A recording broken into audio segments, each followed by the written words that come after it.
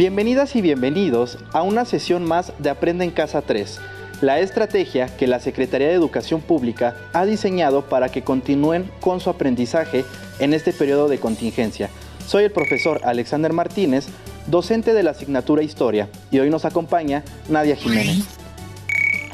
Antes de iniciar, recuerden que es muy importante llevar a la práctica las medidas sanitarias que se han implementado durante la pandemia. Lavarse continuamente las manos, usar el cubrebocas, mantener la sana distancia, procurar no tocarse el rostro y realizar el estornudo de etiqueta. El propósito que guiará esta sesión será identificar de forma general el periodo posclásico, la conquista y la consolidación del virreinato de la Nueva España. Para ello necesitarán los siguientes materiales: cuaderno para hacer anotaciones, lápiz o bolígrafo, regla y colores. ¿Están listas y listos? ¡Comencemos!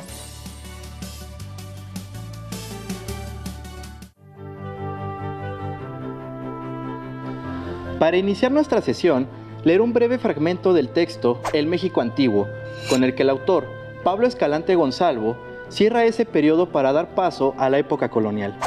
Este texto se puede consultar en el libro Nueva Historia Mínima de México. Dice así: los totonacos vieron en Hernán Cortés un aliado aceptable para sacudirse el dominio mexica, y sería un disparate reprocharles esa alianza, pues no tenían modo de saber, por ejemplo, que después vendría la viruela, la tosferina y el tifo, y que sus ciudades quedarían desiertas y sus milpas y huertas se convertirían con el paso del tiempo en pastizales. Los tlaxcaltecas cesaron su resistencia inicial y optaron por aliarse a los españoles porque les pareció que esa alianza garantizaría, precisamente, la integridad de su territorio. Ellos no debían lealtad alguna a los mexicas, más bien todo lo contrario, eran sus enemigos. Desde el arribo de Hernán Cortés a Yucatán hasta la conclusión del sitio de Tlatelolco con la captura de Cuauhtémoc, hubo muchos señoríos que, tras ser derrotados en combate o después de haber celebrado un acuerdo con Cortés, se sumaron a sus filas. La conquista de Tenochtitlan fue una victoria de los tlaxcaltecas, de los texcocanos, de los totonacos y de muchos otros grupos indígenas. Fue la última guerra del México prehispánico, dirigida, sin embargo, por un pequeño ejército que no pertenecía a esa historia. Con la caída de la capital mexica, los españoles controlaron buena parte de los antiguos territorios sometidos a la Triple Alianza. En los 3 años subsecuentes, con algunas batallas y numerosos pactos, lograron sujetar a la corona de Castilla incluso aquellos territorios que se habían mantenido independientes: Michoacán, Meztitlán, Tututepec, Tehuantepec y varias localidades de los Altos de Chiapas y Guatemala. La conquista de Yucatán fue mucho más lenta y quedó inconclusa. Por cerca de 200 años, el señorío de Tayasal, refugiado en el lago Petén Itzá, no fue sometido sino en 1697. El dominio y ocupación de la Sierra Madre Occidental y del conjunto de las tierras situadas al norte de Mesoamérica, pobladas por cazadores-recolectores y algunos agricultores aldeanos, fue una tarea que no concluyó ni siquiera en los 3 siglos de la historia colonial. Con esta lectura abrimos puerta a una reflexión en torno a nuestro pasado y la conformación de las identidades culturales de nuestro México actual. En ocasiones pensamos el pasado indígena como algo que terminó con la llegada de los españoles, quienes conquistaron a los indígenas y cerraron ese periodo de nuestra historia. Sin embargo, como nos pudimos dar cuenta en la lectura, los españoles no lograron la conquista del pueblo mexica por sí mismos. Muchos pueblos indígenas se les sumaron en el proceso y al mismo tiempo la conquista y el sometimiento de los pueblos indígenas no fueron inmediatas. Tampoco dichos pueblos desaparecieron de un día para otro, borrando su presencia en nuestra historia. De hecho, en nuestro presente existen muchísimos pueblos indígenas, los cuales conservan su lengua, tradiciones e identidad cultural. También no debemos olvidar que al hablar de nuestras raíces estamos hablando de nuestro pasado indígena, pero también de nuestra raíz española, que llegó con la conquista y se consolidó con el virreinato español, y que nos ha dado desde el idioma que hablamos, la mayoría de las y los mexicanos, así como muchísimas costumbres y tradiciones. Somos un pueblo mestizo. Exactamente. A partir de la llegada de los españoles, podemos dar por terminado el periodo posclásico del México antiguo. A partir de ese momento, poco a poco se fue configurando en nuestro territorio una nueva sociedad integrada por distintos elementos culturales, incluso de diversas partes del mundo. Es decir, que nuestra raíz no solo es española e indígena. Así es. En el periodo de la colonia, también hubo, entre los habitantes de este territorio, personas provenientes del continente africano. En su caso, fueron traídos para trabajos forzados y empleados como esclavos. También se asentaron grupos de población asiática, principalmente comerciantes. La mezcla de todos estos grupos y prácticas culturales, que son la base y se encuentran impregnadas en la diversidad de identidades que conforman México. De ahí la importancia de estudiar este periodo. Después de esta breve introducción sobre el mestizaje, iniciemos con el primer periodo que estudiaremos en las siguientes sesiones, el posclásico. Su duración se estima en poco más de 600 años, pues abarca del 900 al 1521 de nuestra era. Se caracterizó por la intensa competencia militar entre los distintos pueblos mesoamericanos. En un primer momento, destacó la cultura tolteca, que ejerció una importante influencia cultural, y después de su declive, destacaron entre los siglos XIV y XVI los mexicas, quienes fundaron en 1325 la ciudad de Tenochtitlan, desde donde ejercieron y expandieron un control político y económico a través del cobro de tributos. Otras culturas que se desarrollaron durante este periodo fueron la totonaca, zempoalteca, purépecha y tlaxcalteca. Pese a que cada pueblo tenía sus particularidades que lo hacían diferente al resto, compartieron rasgos comunes. ¿Me ayudas mencionando algunos? Con gusto, maestro.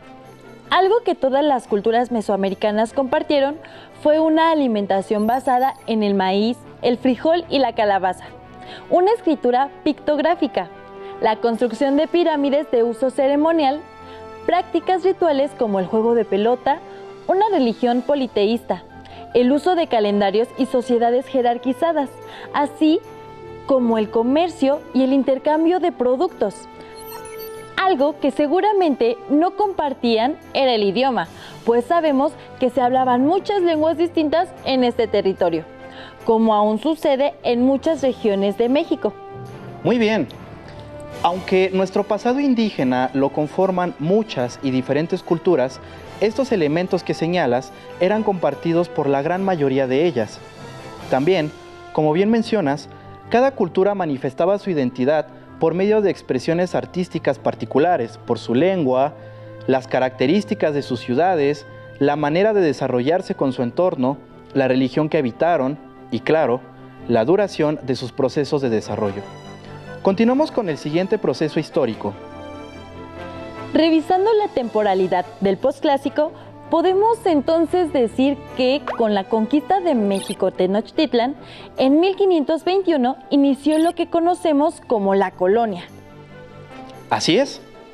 Aunque este periodo tiene como antecedente los viajes de exploración de portugueses y españoles, quienes buscaban nuevas rutas comerciales con Asia.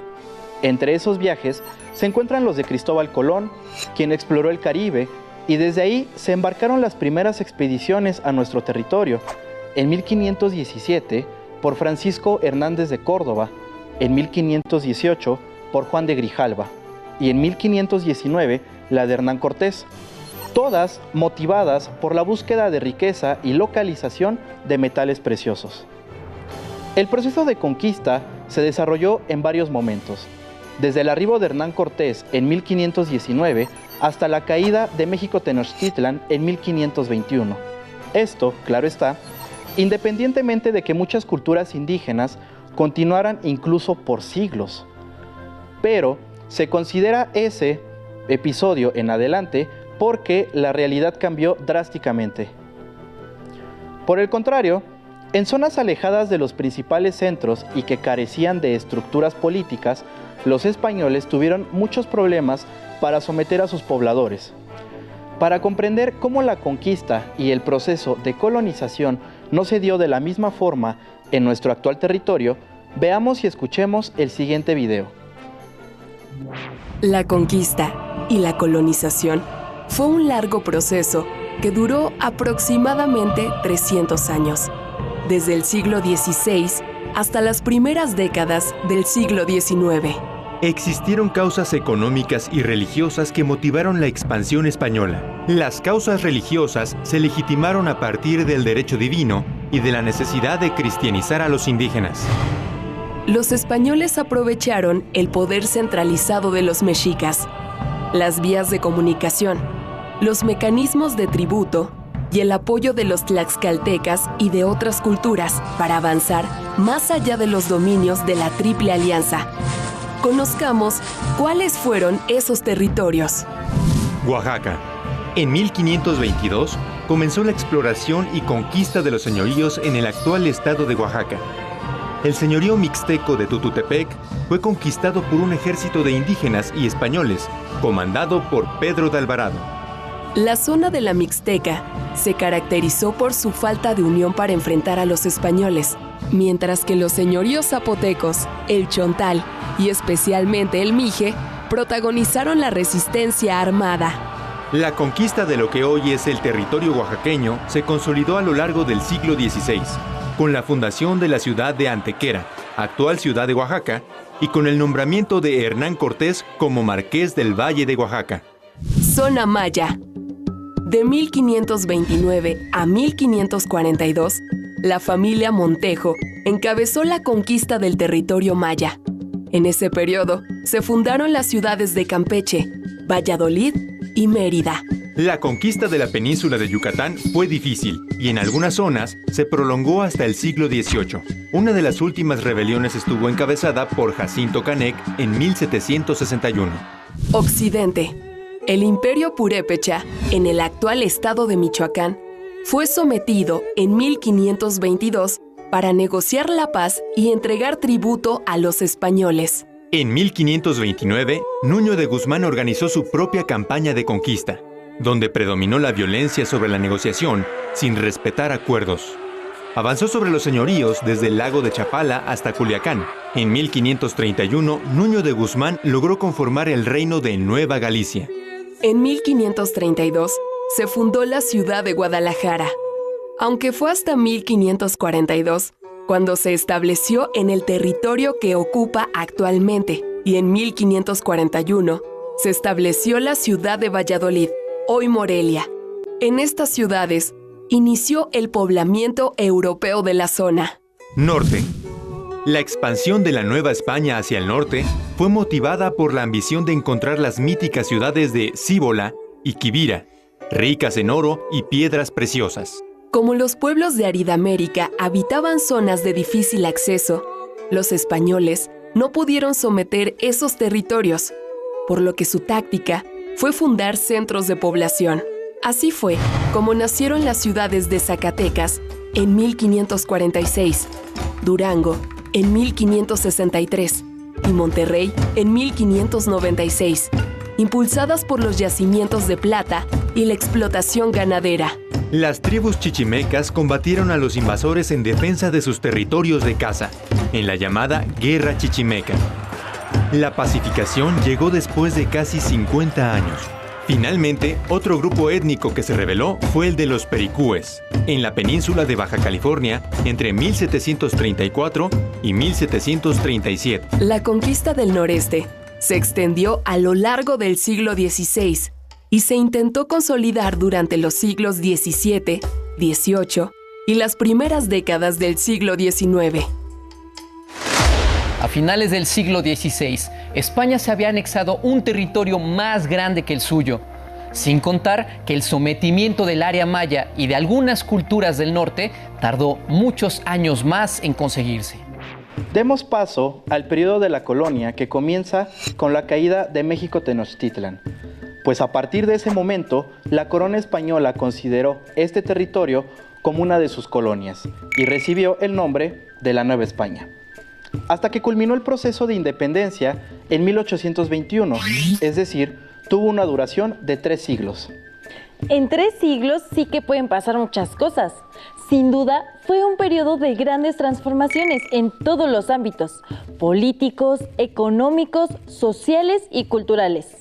Aunque también considero que no todo cambió rápidamente, ¿no es así? Así es, en muchos casos, los españoles aprovecharon las estructuras y formas de organización que ya existían, lo que ayudó a que al inicio la vida política, económica y social no se viera tan modificada, lo que les facilitó a su vez el control y dominio del territorio. En el aspecto político, el año de 1535 es muy importante, pues en ese momento arribó a nuestro territorio el primer virrey, que era el representante del rey español en tierras americanas. A partir de ese momento comienza el periodo que conocemos como virreinato. Sin embargo, no podemos negar que, como resultado de la conquista, tanto militar como espiritual, y posteriormente con el virreinato, se dieron grandes cambios en todos los aspectos de la vida y de aquellas sociedades que antes habitaron lo que los especialistas llaman Mesoamérica. En el aspecto económico, además de la agricultura, la minería mantuvo la primacía, con la explotación de yacimientos principalmente de plata. El comercio se desarrolló de forma global. Algunos productos que nuestro territorio exportó al mundo fueron el cacao, el jitomate, el tabaco, el añil y la grana cochinilla. Además, se incorporaron otras actividades económicas como la ganadería. La incorporación de ganado también se refleja en el cambio de alimentación de los habitantes. Además de la carne de res y de cerdo, se introdujeron otros productos como el trigo, el vino, los lácteos, los aceites y la caña de azúcar. Incluso el propio paisaje se transformó. Muchas tierras que antes eran solo para cultivo pasaron a convertirse en pastizales para el ganado y la cría de animales domésticos. También las ciudades cambiaron. Las capitales indígenas se caracterizaban por tener pirámides y centros ceremoniales. Pasaron a convertirse en ciudades cuya principal característica fueron las iglesias y edificios de gobierno, como lo podemos ver en muchas de nuestras ciudades actuales. Además de la aparición de propiedad de rancheros y haciendas que modificaron las relaciones de las comunidades con los recursos naturales. Muy bien, solo nos falta el aspecto social. Al inicio de la colonización se vivió una catástrofe demográfica, esto derivado principalmente por las epidemias, primero de la viruela y después por la tosferina, tifoidea y tiempo después el cólera.